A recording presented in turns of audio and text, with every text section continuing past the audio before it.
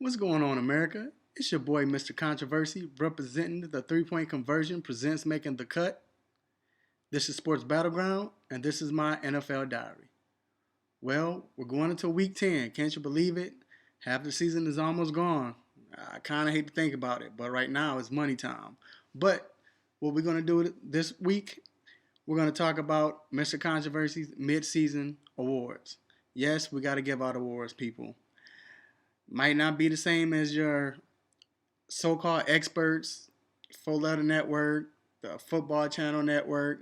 This is from a fan's point of view, so you know we're going to keep it real on 100. All right, let's first start off with the surprising team of the year. The most surprising team of the year, or the most surprised team of the year, has to go to the Miami Dolphins. I hear you snickering. What? It's not Arizona? No, and I'm gonna tell you why. With Arizona, yes, we're shocked that they're 7-1 or 8-1. I think they're 7-1, but we did expect them to be somewhere around 5-3 or 6-3. At least I did, because they were 10-6 last year, and they looked like they were looking like they were going to be a threat in the playoffs last year if they made it.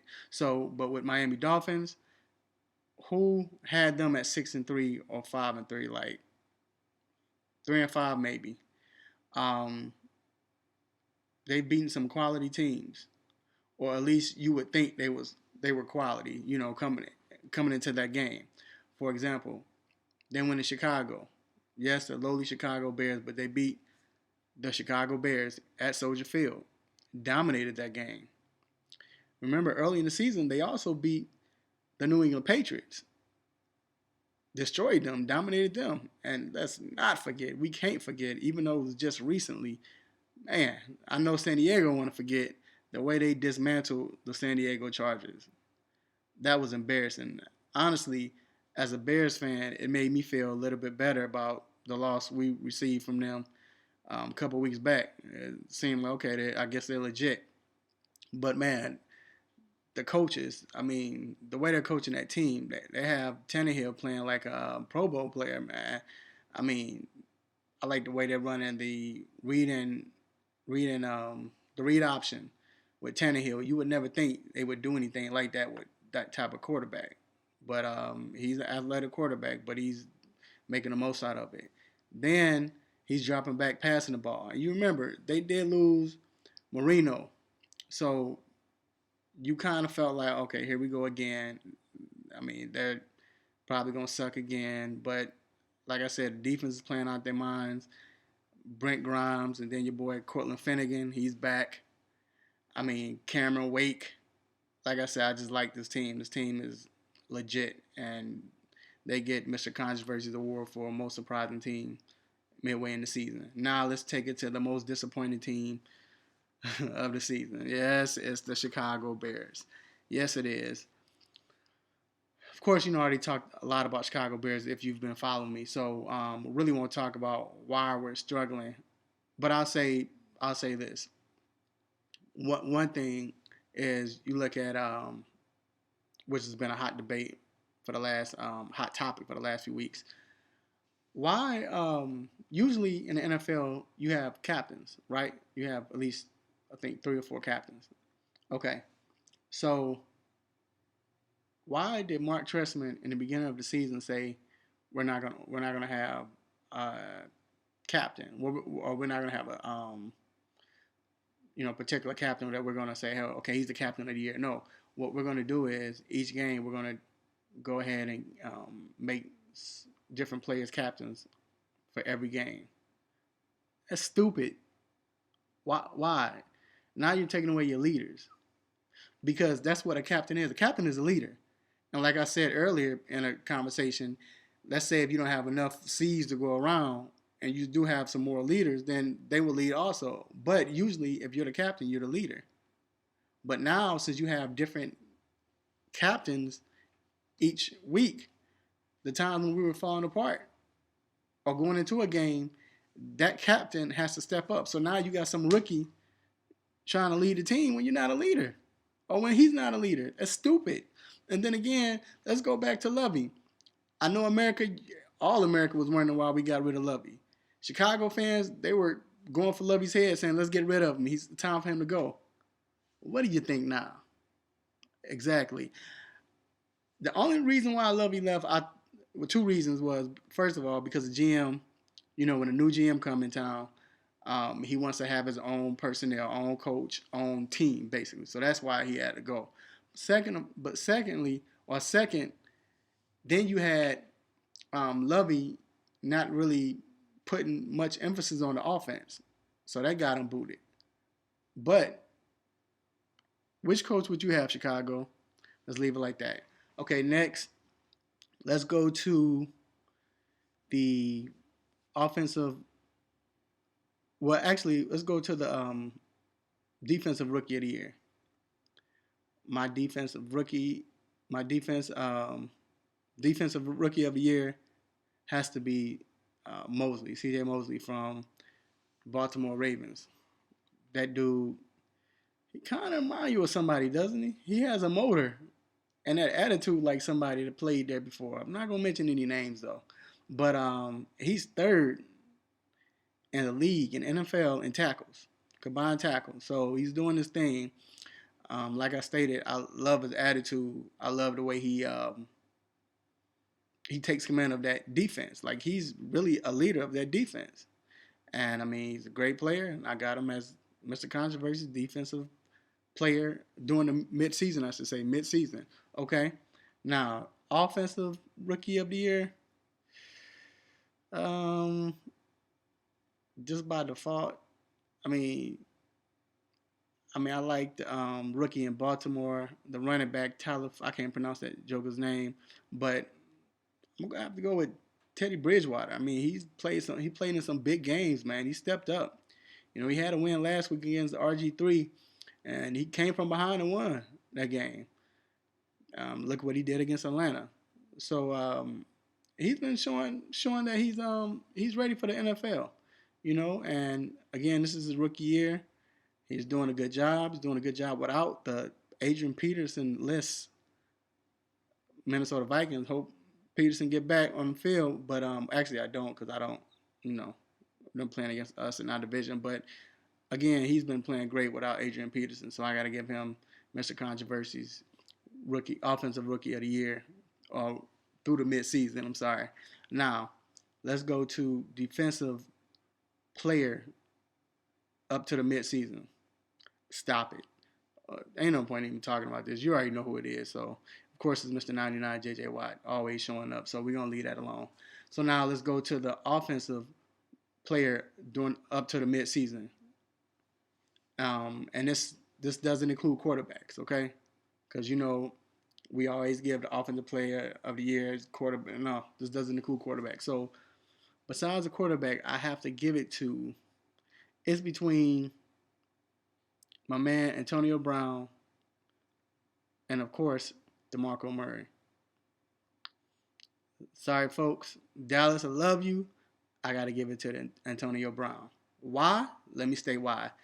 Just because DeMarco Murray, well, he's been a beast. And, I mean, when you're breaking records and you're the first player to do this and do that, automatically you're up at the top.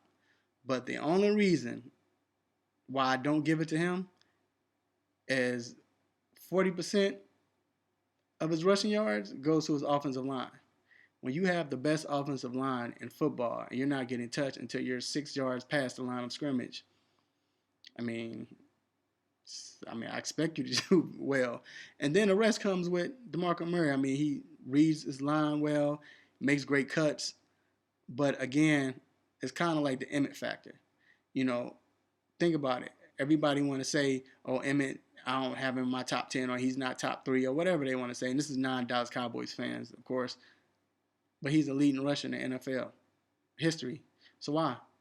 Because part of his line and then part was Emmett. So again, say that's the reason for DeMarco not being the top player or the offensive player up to the midseason is because his offensive line.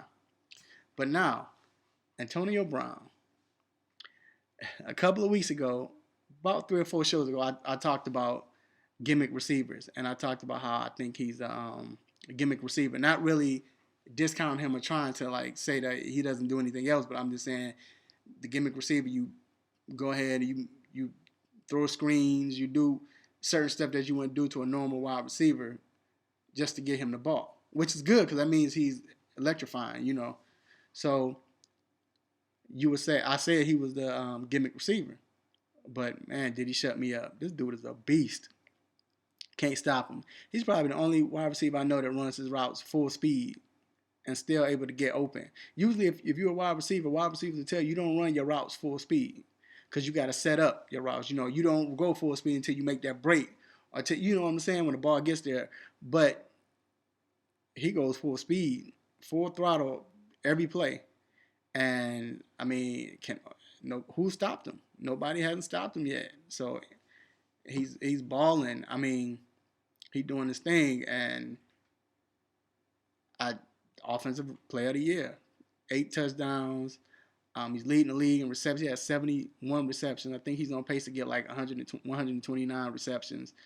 Also, he's leading the league in yards. So big ups to Antonio Brown. You get Mr. Controversy's offensive player up to the midseason.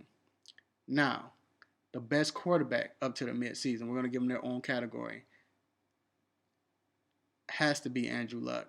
I wanted to give it to Aaron Rodgers. Ben Roethlisberger stepped up, and of course Peyton. But you know, Aaron Rodgers, that dude, man, just stuff he does, it doesn't make sense. But Andrew Luck, I just love his grittiness. You know, use a term we used to use back in the day. He's gully. You know, he's probably the most competitive quarterback in the NFL. So I like Andrew Luck. Take hits, get back up, don't complain. Actually hit the guy, pass the guy on the head, helmet. I mean, dude is a beast, and he's only in his third season. It's just like it doesn't look like it. So he gets my Mr. Controversy's quarterback up to the midseason, top quarterback up to the midseason, coach up to the midseason, best coach up to the midseason. Got to give it to Bruce Arians.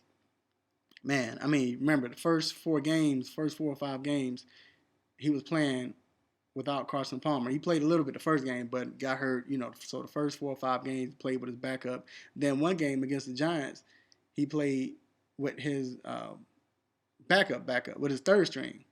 So, not the Giants, it was Denver. But still, they look good, man. They went into Dallas. Yeah, Romo didn't play. It was still a tough task when you're going against DeMarco Murray in that line. But he has that team believing. Defense is balling. Quarterbacks.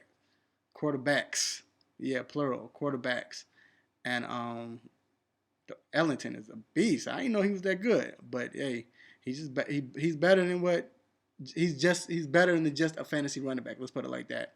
And now let me close it with Mr. Controversy's best player in the NFL up to the midseason has to be no other than, of course, J.J. Watt. Come on, really? What player y'all know who hasn't been stopped at all? And the whole offense is predicated to stopping this man, blowing up the line, getting sacks, getting touchdowns, offensive touchdowns, batting balls down, rushing the passer, making tackles for loss. He's getting, to me, I know it's early, but he's up there. He's starting to look like a Reggie White type player, Lawrence Taylor type player, where we saying he might be considered, if he keeps this up, he might be considered as the best defensive player that ever played the game. I don't know, the 3-point conversion presents making the cut. That might be another topic. But anyway, your boy, Mr. Controversy, here on Sports Battleground. This is my NFL diary representing the 3-point conversion presents making a cup. Go ahead and follow me on 3-point conversion YouTube page. Of course, the Sports Battle YouTube page.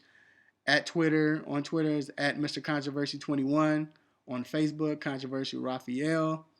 And hey, it's been a pleasure. I thank you all for following me, for looking at my show, sharing, whatever.